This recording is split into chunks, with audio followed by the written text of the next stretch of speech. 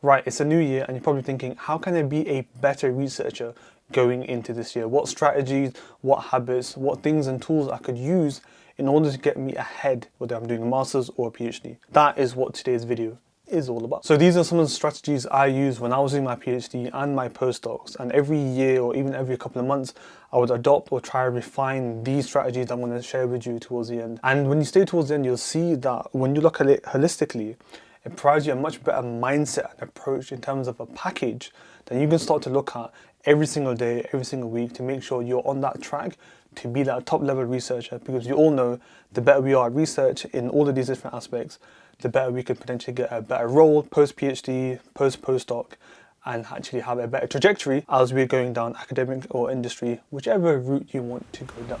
So, planning and goal setting. Now, anything you do is predicated on how you think. So any action, any task, any habit, anything that you try to do, it is always going to be governed by how you have approached it from the mental state, so from your mind, and in terms of how you think. Now, the reason why I'm mentioning this is really important as the first strategy is, if you're now going to look at refining a new thing, let's use biology as an example, as an analogy. If you're thinking of a signaling pathway, if you look at the upstream molecule, so the receptor or something like that, and you tweak that, that will have a massive effect on the rest of the signaling pathways, so the rest of the biochemical processes, if I remember my stuff right. That same analogy is used in terms of life, where we should look at upstream, and the biggest upstream thing we can do is how we think.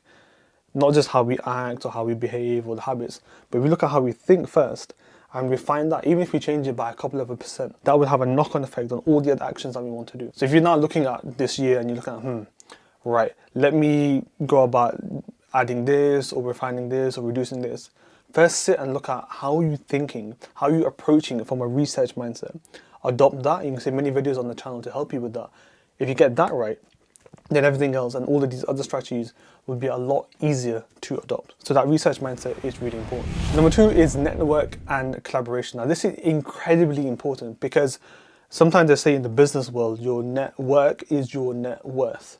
Now this applies in the research, right? The more people you know, the more people you are close colleagues with, the more people that you can talk to on a first name basis. These people can pull strings for you, they can allow research projects and other research projects. They may have vacancies for you to be a postdoc, and that can happen through your network. For me, when I was in academia and now being out of it, a lot of what I have now is a result of the network. Jobs that I have and clients that I now work with all came from my network. Right, I didn't really apply for a job to know. A lot of people, these people knew me from before. And that is incredibly valuable. If you're a PhD student and you're building your network, it can help you when you're finishing a PhD and you're looking for work or you're looking for new research. These people will remember you. If you're having coffee together or you're doing some kind of free work for them, building a network is massively important. One of the biggest underrated things a researcher could do is build a network. So you should do that month by month. Research skills and tools. Now this can be categorized by 3 main things that I did in my PhD. I had 2 open-ended documents, one for kind of research information and research that's out there, and I made a whole list, made a few sentences for each research. So I had one continuous document that I could go to in order to find the latest research that I needed to. The other one was the research vocabulary. So things that I weren't too familiar with, or syntax and nice sentences that could display and discuss some research that I found in the paper, I would take that snippet, put in a continuous document, because when I came to writing my own, I could take inspirations from how these experts and how these researchers conveyed their message or conveyed and discussed about their data. The other one is actually about cloud storage. So all of these continuous documents can be housed whether you got SharePoint or Google Drive. And the reason why is that you want to reduce friction to access your work. You should be able to access on your phone, your tablet, any laptop, any computer, your own laptop. So then you're not restricted by, you have to be at a certain location in order for you to add stuff to your work. You should be able to do it anywhere, whether you're in a coffee shop, whether you're in a different country. The things that come to mind, you want to be able to, within seconds, go from thought to capture. And these things really helped me when I was learning any skill, when I was trying to develop any tool, whether it's YouTube videos, whether it's things that I needed to learn that I would watch through YouTube videos, for example, gel electrophoresis or Western blot. I would document that stuff in that document, and then I could access that anywhere. So I could add stuff to it, I could read from it, and it made life a lot easier when I was doing my research. Now, work-life balance. I have a bit of a hot take on this. I don't personally feel that there is a sense of balance. Now, there are times where you need to work more, there are times when you need to work less, there's times you need to spend with your family, there are times where you spend with your partner. There's all these times, and there generally isn't really like a 50-50 balance where you should be this much rest, this much work. There are sometimes deadlines come around where you need to work X amount to get it done. That's the reality. There's some times where things are a bit quiet, so you should probably spend more time reflecting, doing stuff that you like to do, and that's also balance. Balance isn't a 50-50 thing. This much work, this much rest can be seen as balance. The other is also true. But having said that, the number one thing that anybody should do, irrespective of what your opinion is on that, is mastering your calendar. This is incredibly, incredibly important because any of your work, your personal life, your hobbies should be governed around mastering a calendar. So then you know when you are free, when you are not, when you can book things in, when you are overworking, or when you've got a gap. Something that I really struggle with is overcommitting to things and then not being able to deliver. Biggest problem I have, something that I'm working on. And one thing that's helping me to reduce that is looking at my calendar and looking at, this is how much work I need to do in these coming days. I'm not free here, but I'm free here. Great. This will help you to be a bit less stressed when it comes to managing your time and managing your work, because you know that on the calendar, the next couple of weeks are already sorted. You know what you need to do.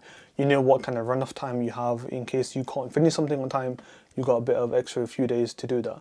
Mastering calendar is incredibly important. Bigger picture thinking. This is a lesson I learned from Alex Hormozi, who's very, very famous and very well known, and I've learned a lot from in kind of the business and startup and the content world actually.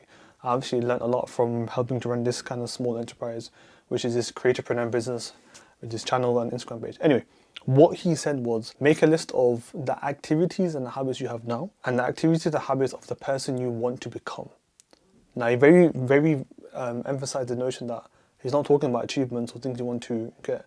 It's the activities, because he actually quoted Aristotle, we are the sum of the work that we repeatedly do, if that's right. I'll put it here in terms of the actual story, but that's me paraphrasing, that we are essentially a series of micro habits of what we do. So we can refine the habits that we have, in turn it will help us to get to the things that we want to achieve or the things that we want to do.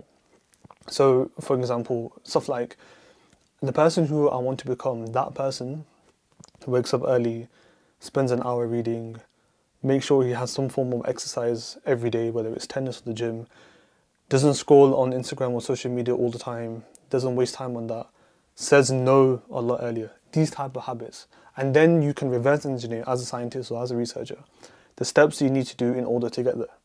And this made me help when I'm looking at this new year. What do I want to, what type of person do I want to become in terms of habits? What are the habits right now? Right, let me plot, genuinely type it on your screen. The steps I need to do, baby steps in order to get there. And that's something I would adopt all of you to try. And let me know down in the comment section if you do and what type of person do you want to become? And let me know what the habits they are, because I'm intrigued to see the differences between people's priorities in terms of habits. So guys, as we start this new year, I hope this video serves you well as a little guide and a little template in terms of strategies that you can adopt.